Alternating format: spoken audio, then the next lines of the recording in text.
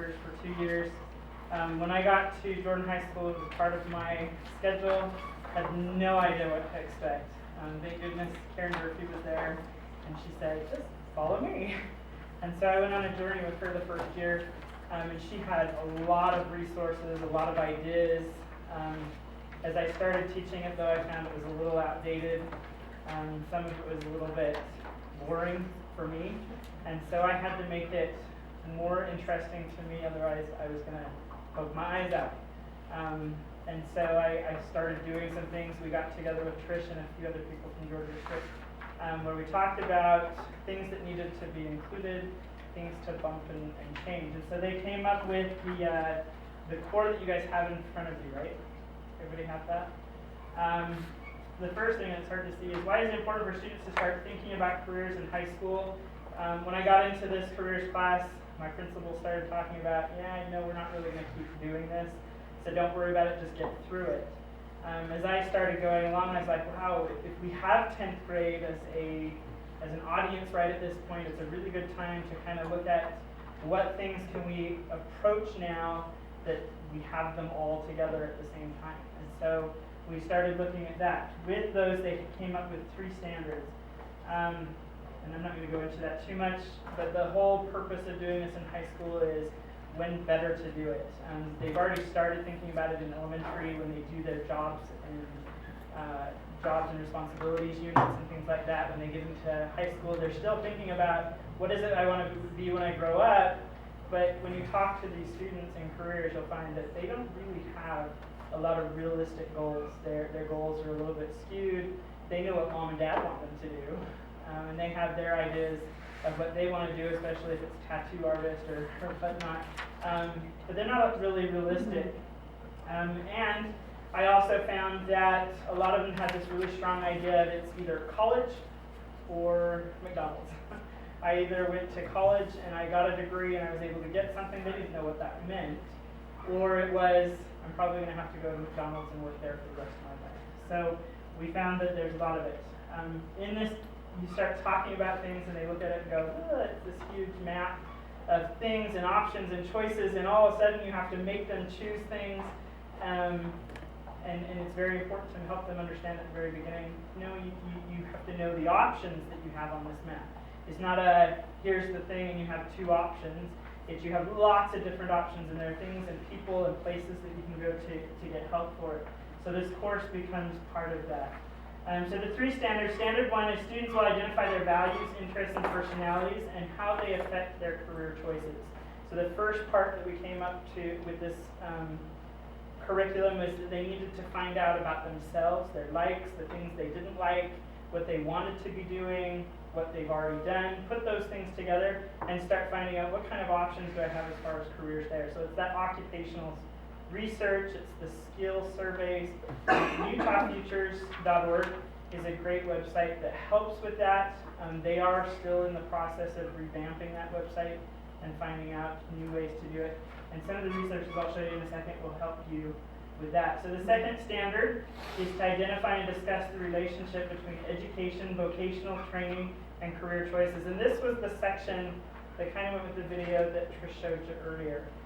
This was one of the parts that as we got together as career teachers to talk about the curriculum was really missing from careers. We did a research on what kinds of occupations are out there. We found out about ourselves, and then we immediately went into that mock interview and we kind of skipped what else is out there. And so this standard goes in and identifies financial aid, how do you pay for school. One of the assignments that I did was ideal job. What do I want the ideal job to be? And I had students who were turning in essays that said, I want to be a writer. I love writing, I love English, I love this, and this. There's no way I'm going to college because I can't pay for it.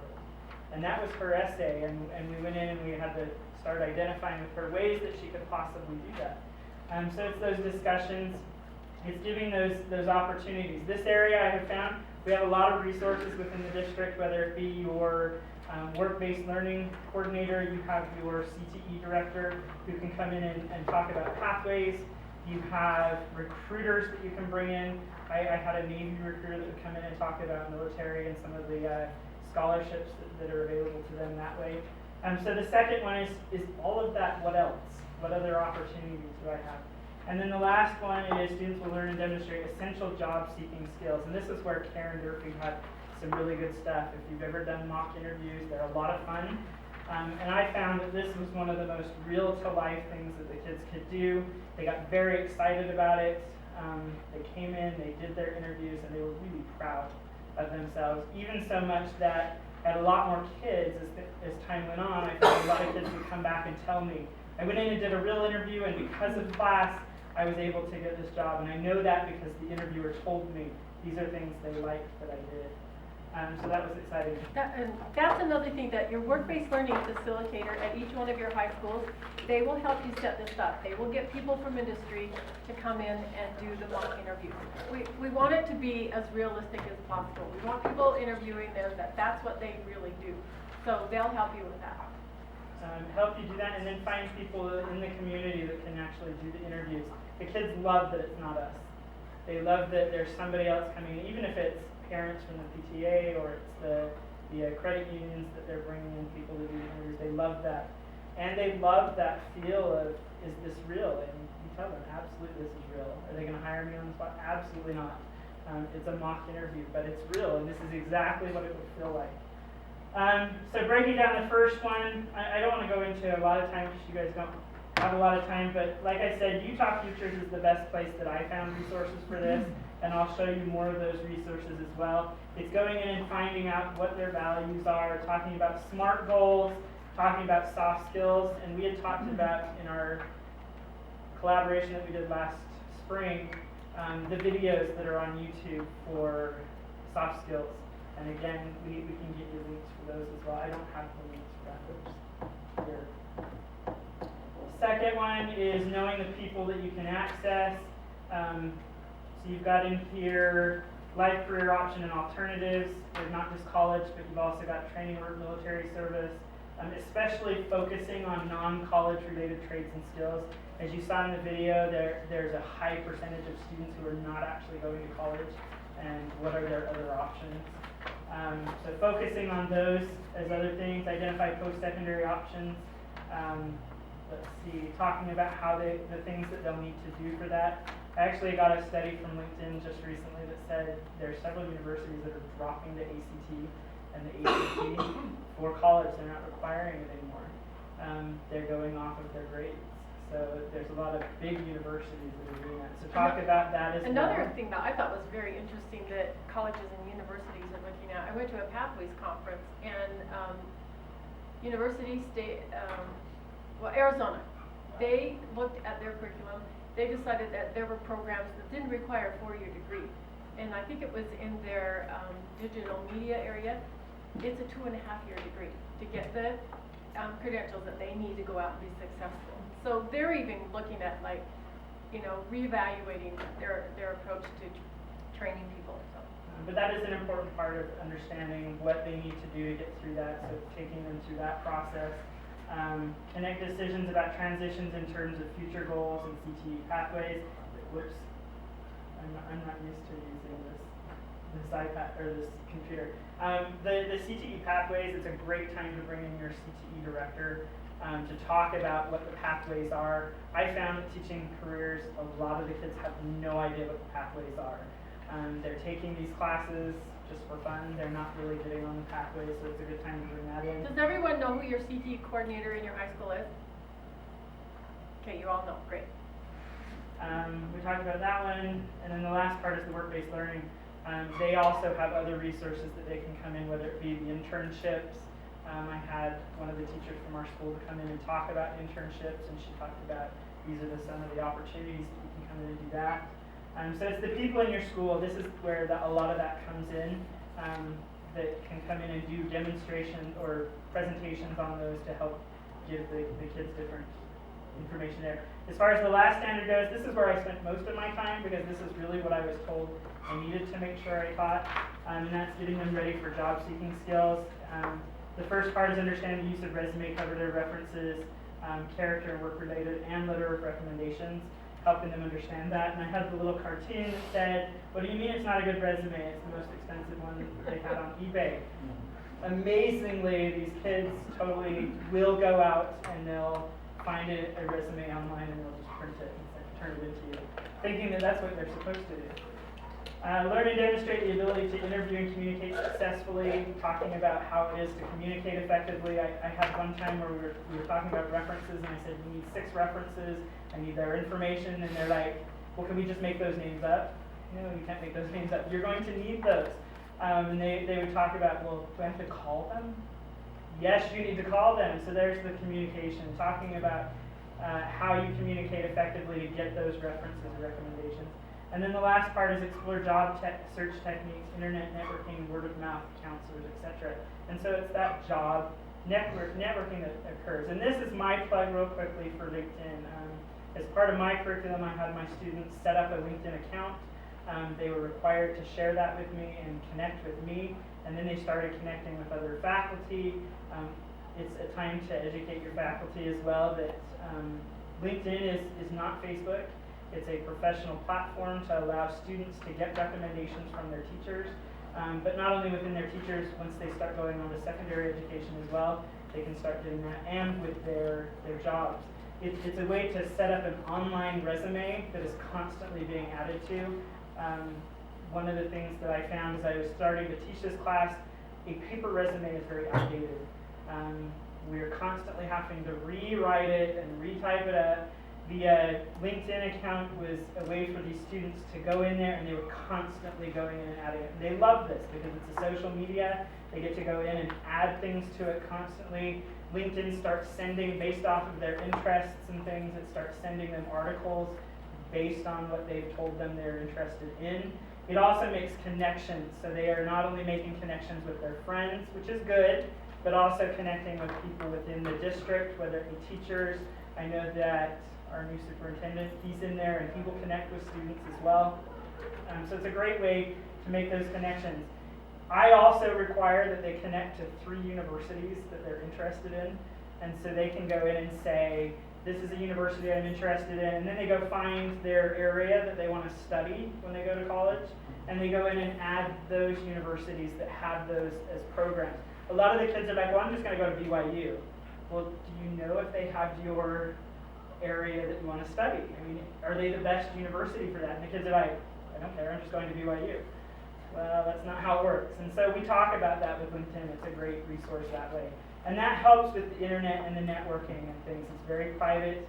I have articles and resources that I can show you that show you the research that's being shown as why we're getting high school kids on LinkedIn. Yes? Do you include this in your disclosure that you are having them do that? Because I know I've used Utah Futures the last 2 years, and I've had to put that in my disclosure as well, that we're going to be actually getting on that, we're going to be requiring to set an account. So, are there issues? I have not had it. I did have I was one told parent that that I said, had to do that as part of my disclosure for Utah Futures. So I'm wondering if that is going to be something that we'd be required to do as well for LinkedIn or that you're going to any have to other talk to your principal about. issue where we're asking them to set up an account. I know outside that of our what principal knows school about it, is. and he hasn't. I do put it in there that they're required. It's part of one of the objectives. I don't know if it's part of the actual, this is what you're signing to agree to, but I haven't had any concerns with it. We looked into it last year a little bit because they are putting personal information into those sites. And so I know that it was automatically a concern locks last them. year. They are allowed to be on there. They just dropped the age to, I think, 14. They're allowed to be in there at 14 until they're 18 because they put their birthday in there. It automatically locks all their information except for with their connections. With LinkedIn. And they can go in and change their settings so that it says, I only want to share this information with the people that I'm doing. You're not putting the same things in there though that you would put with Facebook. And you talk about that. We talk a lot about safety, internet safety with these kids. We talk about what is important. But this is a lot of information that they're going to start sharing with their schools as far as that goes as well. So talk about it with them. And you probably have policies. I don't know what the district policy is as far as LinkedIn goes. Because I know with Utah Futures, they've actually created, a form that complies with HIPAA and, and the FERPA laws. And that's what I've included in my disclosure as part of the careers class, is that we're gonna be getting on Utah Futures, you're gonna be creating your own account, because we're not allowed to create a forum. And even in there, even in Utah Futures, they're putting in personal information. If they select certain boxes, then they're allowing, you know, different schools and programs and such to contact them. And so I was just It's a wondering good about point to LinkedIn bring up. because it's Nobody something has I've had to do with Utah Futures. gotten after me. My principal knows about it. All of our administrators link in with these kids as well. But it's something you probably want to talk to your principal about and maybe communicate with Trish about in the future. I just know that it's been a very positive thing for us. Parents feel good about it as they I go think it's in. great. I just was concerned about, you know, I totally get it. And it hasn't always been the way it is now. When I first got on LinkedIn personally, they didn't have all those securities. right. As I started researching it for the high school kids, I went in and made sure that they had all those securities in there. And like it doesn't even give their full names, so it'll give their first name, first initial, or last initial. If they want to change that, they can. But really all it does is give their name, their last initial. It might go in and say student at this school. But there's a lot of things that go in there, and that's all been worked out with LinkedIn. But again, that was what I do. It's a resource that's there, it helps with that technology part, and you can limit that to what you want it to be. I do put it in my syllabus. I don't know if I put it in there that they're signing to agree to Just do make it. sure they have an opt-out option, so if the parent doesn't want to do it, but they've got an alternative, that's all you gotta do. Absolutely. But it is a lot more effective as far as resume writing goes. There's a lot of technical writing, and it walks them through that process as well. And so that's that standard. We already looked at that. This is the pacing guide that we came up with as far as how much time to spend on those. I spent a lot more time on this last one. And so you guys this is just a recommended pacing guide. About 6 class periods on the first standard, 8 class periods on the second standard, and then 8 class periods on the last standard. I would probably, me personally, I would bump this one to about 10. And this one might be down to about 5. This one might be 9, depending on what you want it to be. That's not written. This is just a recommended. As far as resources go, that sheet you have in front of you, I just took the sheet and I linked to it all the resources that I use. I used to have a website, but it's kind of gotten outdated, and then I just created a Canvas course. If you want to take my Canvas course, it's on the Canvas Commons. You can download whatever you want from that. I don't care. But I just took that sheet and I can share this with, I've shared it with Trish. She can share it with you. But I've gone in and written down some of the resources that I used personally. There's some handouts that I've given, some research assignments, that kind of stuff that go along with them. For example, one of the things that Karen had us do at the very beginning of the semester was do a color personality test. I just put it on the computer, something that you can print. So you can see color personality test, it's just a Google Doc. It goes in and shows you, here's the personality test. And I use that with my kids to talk about, one, it gives them vocabulary to help talk about themselves. It also, in their interviews, when they're being asked questions about skills or characteristic traits, they can say, well, you know, I am a green person and this is why. I usually tend to get along more with these kinds of people. And it helped them with their interviews to talk about themselves. But it also helped me when I did some group work to be able to know, these are how I'm going to group my kids too. So it did that way, and it helped the kids also see that's why I was grouping, because they wanted to group themselves. And I said, no, we're going to group it this way because of who you are. Anyway, so that's one. You can see I've got, under here somewhere, I've got the LinkedIn account. I have examples of what a student profile would look like. I've also got some articles about why high school students should be on LinkedIn. It goes in and answers some of those questions about what it can do for them. I know that the whole education thing changed all last year on me, so I'd given them instructions on how to find universities, and then it changed, and so I had to rewrite that whole thing. So just keep on top of the technology and where to go, because it's kind of embarrassing to get up there and say, click on this, and they go and they can't